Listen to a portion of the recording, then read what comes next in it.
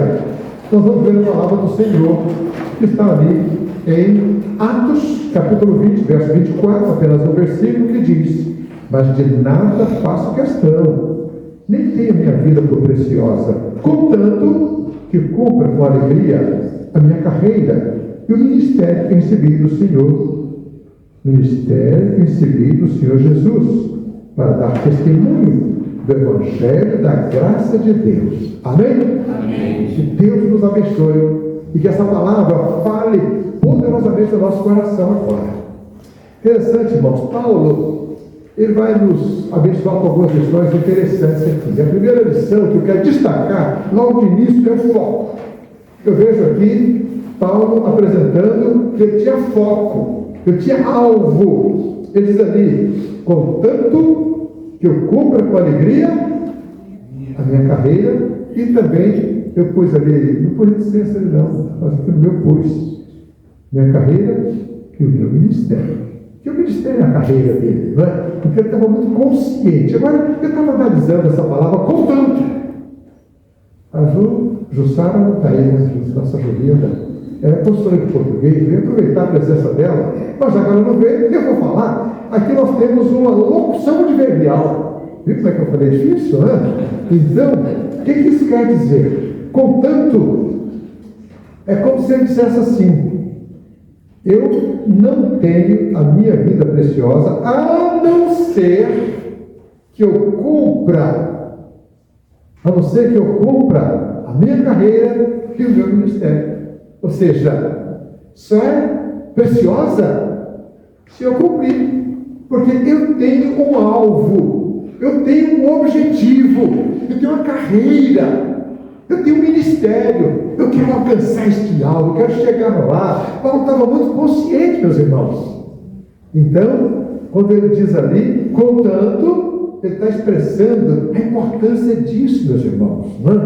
Então, a minha vida só terá valor se for para cumprir o meu ministério, a minha carreira. Ou seja, o valor da minha vida está no meu foco, no meu alvo, na minha tarefa que eu tenho que receber do Senhor, e eu vou cumprir, porque eu estou observando, olhando firmemente lá no final para alcançar o objetivo. Paulo tinha foco, não é? Então, meus irmãos, com isso, ele abria mão da própria vida. Ele está dizendo aqui: nem tenho a minha vida por preciosa, a não ser que eu cumpra isso. Ou seja, a minha vida não terá valor algum se eu não cumprir este ministério. É abrir mão da vida dele em prol da vontade de Deus, em prol do plano de Deus, do propósito de Deus para a sua vida. Como é bom nós compreendermos o plano de Deus para a nossa vida. Se Deus realmente tem um plano de trazer uma Érica para Curitiba, para usar a vida dela aqui, vai ser uma bênção. Mas se o plano de Deus fosse usá-la lá em Petrópolis, já estava vindo para cá? Não. Não é verdade? Que nós temos que estar de acordo com a vontade, por isso que nós oramos, por isso que nós buscamos a Deus, é por isso que nós queremos saber qual a vontade de Deus para nós, para que nós possamos focar na vontade de Deus, no plano de Deus, no propósito de Deus e caminhar segundo a vontade de Deus. Eu já contei uma vez, e quero de novo contar, do John Pato. O John Pato é uma experiência que toca o meu coração. O exemplo dele mexe comigo. Por quê? Um homem que focava. Ele sabia o que Deus queria e ele focava, ainda que muitos tentassem dissuadi-lo, tentassem fazer desistir, mas ele ficava firme ali, né? O seu coração estava voltado para as ilhas Hébridas, as Novas Hébridas, é um conjunto de ilhas do Pacífico, e tinha uma em particular que ele queria chegar lá, porque há 20 anos antes, 2 missionários foram lá para pregar para os canibais, que eram os povos originários daquelas ilhas, né? Então, aqueles 2 missionários, 20 anos atrás, chegando lá para pregar, eles foram mortos, e os canibais comeram os missionários. Mas João Pato vinha pastoreando uma grande igreja lá na Escócia que crescia cada dia, aquela igreja pujante, animada, vibrante, igreja viva. E o povo vibrando com ele também, ninguém queria que ele saísse da igreja, queria que ele continuasse, mas ele dizia, não, Deus me quer lá nas ilhas, nas Novas Hébridas, Deus me quer, especialmente naquela ilha, onde aqueles dois missionários derramaram o sangue deles ali, e Deus tem um plano para aquele povo, é para Deus provar. E tinha um velhinho, muito querido, chegava para ele, pastor, cuidado com os canibais vão te comer. Toda vez, aquele irmãozinho ali, os canibais. Chegou um dia que o pastor falou com o Diopato, falou com ele o seguinte, irmão, você já está bem idoso. Isso significa que logo você vai estar lá no caixão. Os vermes vão te comer. Ele falou, então para mim, não importa se os canibais vão me comer, se os vermes vão me comer, porque depois eu vou receber um corpo glorioso, maravilhoso, diante de Deus. Aí sim eu vou ficar feliz para sempre. Não importa. Não importa. Aí o velhinho disse, mulher, o pastor não adianta.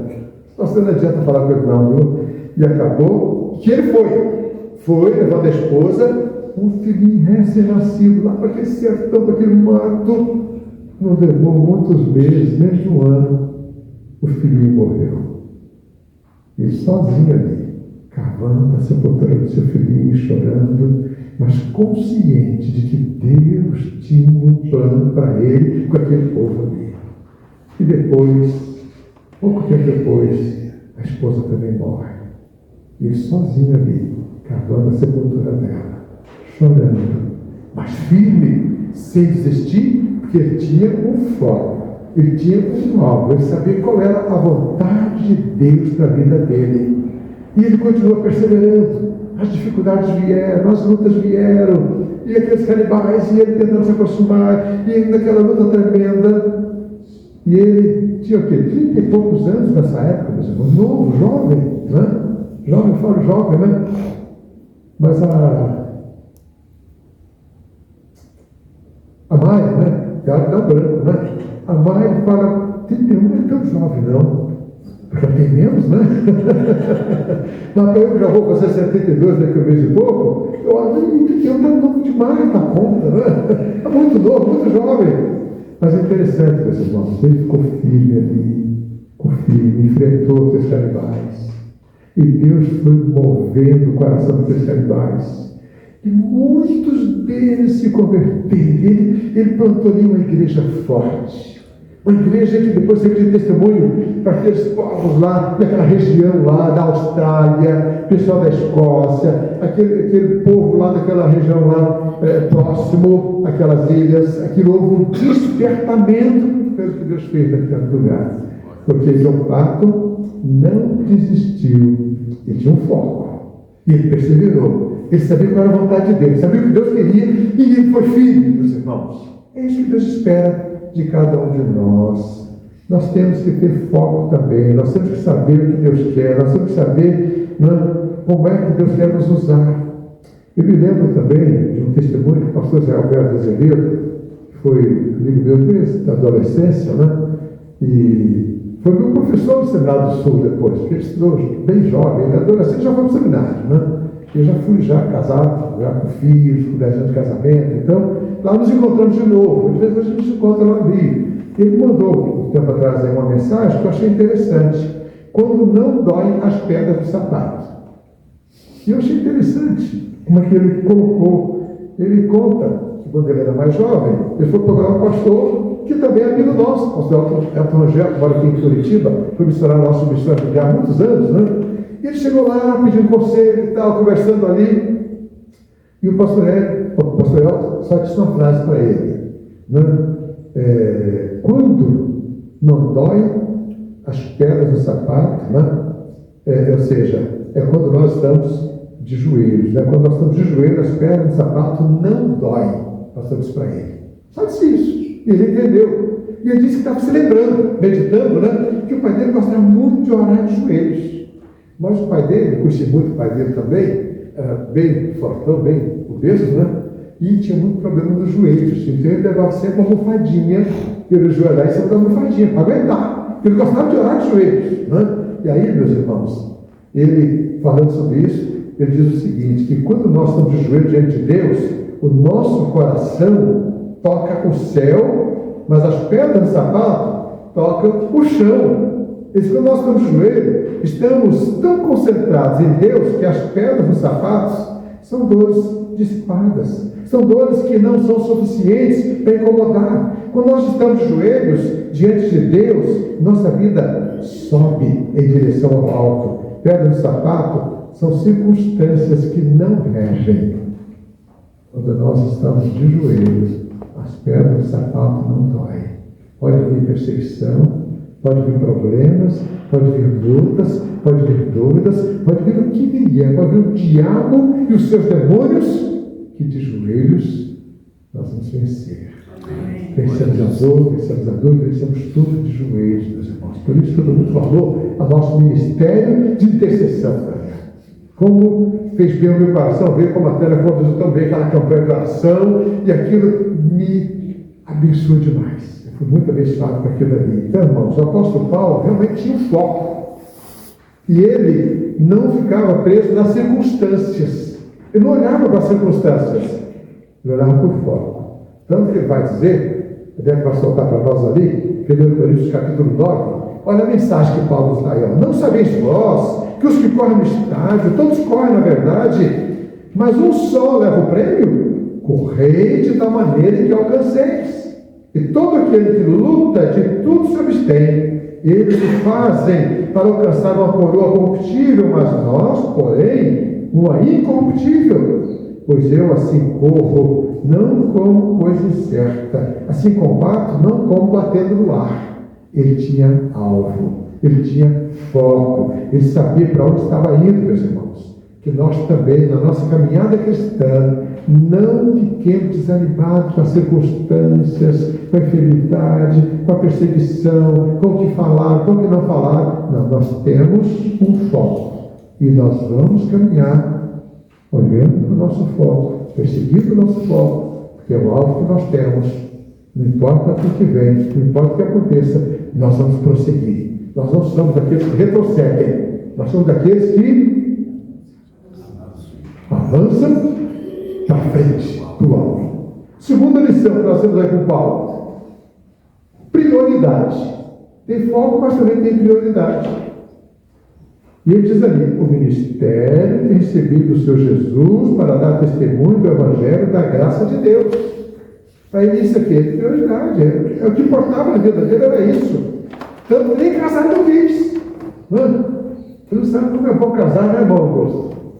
É a companheira do lado, mas com esse frio, né? Quando faz bem, né? A bênção. Mas Paulo abriu mão até disso. Por quê? Ele tinha a prioridade dele, né? Moerista vai para a Foz, mas vai levar eu para o Juco, não vai? Não dá para ir sozinho, né? A bênção, a gente que é companheira da gente, né? Não é o nome dela, não, né? Não, então tá bom. Acertei. Vocês viram que eu estou com os nomes aí, né? Mas, irmão, o apóstolo Paulo tinha foco, e esse foco apontava para uma prioridade: dar testemunho do Evangelho da graça de Deus. Essa era a sua prioridade: dar testemunho da graça de Deus. Então, testemunhar depende o quê? Do nosso estilo de vida. Porque o nosso testemunho, ele às vezes é falado. Muitas vezes ele é visto, ele é observado. E as pessoas estão observando a nossa vida, o nosso comportamento, o nosso dia a dia, estão olhando para nós, né?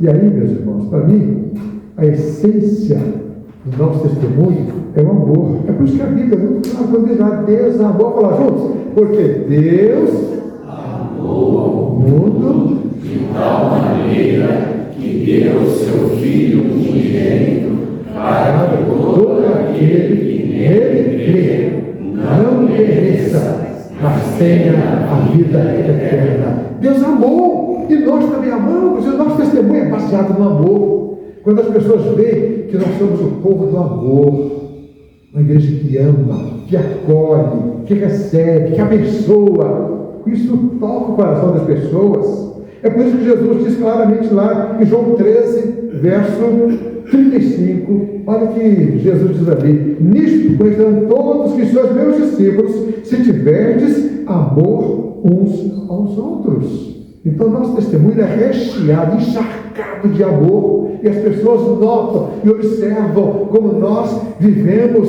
uma comunidade de amor, uma comunidade que ama, que se interessa um pelo outro, que apoia um ao outro, que caminha com o outro, que chora um com o outro, que sofre com o outro, que se alegra com o outro também. Nós somos uma comunidade de amor, é o nosso testemunho. Nosso testemunho só tem valor se nós viemos demonstrando esse amor no nosso dia a dia, porque Jesus colocou isso como condição. João 17, 21, Jesus deixa muito claro, dizendo: olha, para que todos sejam um, como tu, ó Pai, és em mim, e eu em ti, que também eles sejam um em nós, para que o mundo creia que tu me enviaste. Então, à medida que as pessoas veem o amor na nossa vida, eles percebem a presença de Deus, e eles vão crer neste amor de Deus, neste amor de Jesus, porque o amor é que move as pessoas. Então, quando o amor é a nossa prioridade, a nossa motivação, isso afeta o nosso relacionamento, e nós superamos o orgulho, a inveja, os melindres, a carnalidade, fica fácil perdoar, fica fácil tratar bem uns aos outros, e as pessoas estão observando o nosso testemunho, observando a nossa vida, nossa maneira de ver, de tratar, de nos relacionarmos uns com os outros. As pessoas estão de olho em nós. Eu me lembro quando nós evangelizamos o sítio lá do nosso condomínio, foi interessante, não é? O diabo se manifestou lá na casa deles e eles nos chamaram para ir lá. Eu já fui caminho pela mão e ali aproveitei para mostrar para eles, lembra aquele versículo, né? Para isto, o Filho de Deus se manifestou para desfazer as obras do diabo. É a primeira João, né? E aí, oramos para desfazer. E eu falei: você crê que realmente Jesus desfaz? Creio. Então tá bom. Eu falei: então agora que você creu, nós oramos para desfazer. Mas tem um detalhe: vai precisar agora de proteção. E a proteção é você fazer aliança com Jesus. Você estando em aliança com Jesus, o diabo não vai poder com você. E aí apresentei o plano de salvação. Falei: quer fazer aliança? Quero. Então orei com ele ali, com a esposa dele também, estava a netinha lá também, e aí eles confirmaram, e a gente orou. Quando eu peguei, eu também quero orar. E ele orou mesmo. Falou: Deus, eu te entrego a minha vida, eu quero te servir, tal. Aí eu falei: só que agora tem um detalhe, você vai ter que aprender a andar com Jesus, se você tem aliança com ele. Pegou terça-feira que vem, eu estou de novo aqui na sua casa, para a gente estudar a Bíblia juntos. Começou a discipulado, fiz durante 3 anos com ele discipulado. Aí consegui entrosá-lo lá na Igreja Batista Pereira, que fica 2 quadras de casa, e o pastor carioca também, ele também é carioca, né? Viu, mãe? Os cariocas estão me acompanhando, viu? Então, e o Alex torce para o Flamengo, o pastor torce para o Fluminense, também para o Fluminense. Quer dizer, então, convidei o pastor com a esposa para ir em casa jantar, o Alex com a esposa para ir em casa jantar, com a netinha também, e aí fizemos aquela festa nós ali, né? E aí, deu uma boa discussão do Fla-Flu, né? E o pastor saiu dali, já amigo dele, então aquela semana já tinha reunião de homens lá na igreja. Falei para ele: eu estou com a minha agenda livre na sexta-feira, nós vamos junto à reunião de homens. Já procurando entrosar ali. Poucos dias depois, o pastor me liga e falou: olha, você quer batizar? E aí vocês vão fazer o batismo dele. E eu fui lá, batizei ele, a esposa, né? Eu vou nessa igreja por aí fazer batismo, né? Eu fui lá na Bíblia, né? Então, o Alex deu testemunho dizendo que o que mais mexeu com eles foi o nosso testemunho, eu e a Noemi. O nosso testemunho tocou o coração dele, que quando ele precisou de uma coisa espiritual, correu para nos buscar. Então, irmãos, por isso que eu estou contando que o nosso testemunho é muito importante. E as pessoas estão de olho na nossa vida, especialmente os nossos vizinhos, olhando para que nós. Tem crente aí que vive na brigalhada, que o vizinho, às vezes tem que chamar a polícia, porque eles estão a ponto de se matar. E dizem que são crentes. Gente, que testemunho é esse? Não é verdade? Os vizinhos estão de olho no nosso testemunho. E quando nós damos um bom testemunho, isso toca o coração deles. Eles percebem que a gente, né, tem algo a dizer para eles também. que a gente tem algo a oferecer para eles, que é a paz, que é a esperança, que é a alegria. Né? Então, o nosso testemunho é muito importante, meus irmãos. Né? Então, a prioridade nossa tem que ser essa: dar testemunho do Evangelho da graça de Deus. Nós temos que estar comprometidos com essa graça. Nós temos que ter o canal da graça de Deus para abençoar quem está ao nosso redor. Canais da graça de Deus. E aqui, irmãos, eu vejo, para a gente poder fechar, que Paulo, primeiramente, ele tinha o quê? Tinha foco, tinha alvo. Né? No final da vida, ele deu um testemunho maravilhoso. Né? Pode passar, Rebeca. Ele diz ali no finalzinho da vida, né? Combati, os irmãos sabem de cor, sabe? Vamos falar juntos? Combati o bom combate, acabei a carreira, guardei a fé. Ficou bom, mas pode melhorar, não pode? Vamos falar mais forte, vamos lá.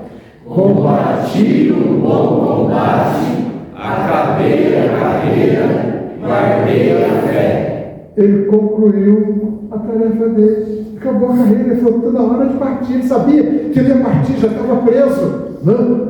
Ele sabia que ele ia partir. E ele então deixa essa declaração maravilhosa: combati um bom combate, acabei a carreira, guardei a fé. Jamais perdeu a fé. Ele tinha um alvo, ele sabia para onde caminhar, sabia o que fazer, mas ele tinha uma prioridade: dar testemunho do Evangelho da graça de Deus. Este Evangelho, cuja essência é o amor, e esse amor deve ser a nossa motivação. Aí eu pergunto: por que você está aqui? Por que você está neste mundo, nesta época, neste tempo, neste lugar, neste bairro, nesta cidade, neste país? Por que você está aqui? Qual o seu foco? Qual a sua motivação? Qual a sua prioridade? Na hora da gente pensar sobre isso. E hoje me deu o desejo no coração de a gente orar de joelhos. Eu sei que nem todos podem, mas quem puder, coloque-se de joelhos. Vamos falar com Deus agora.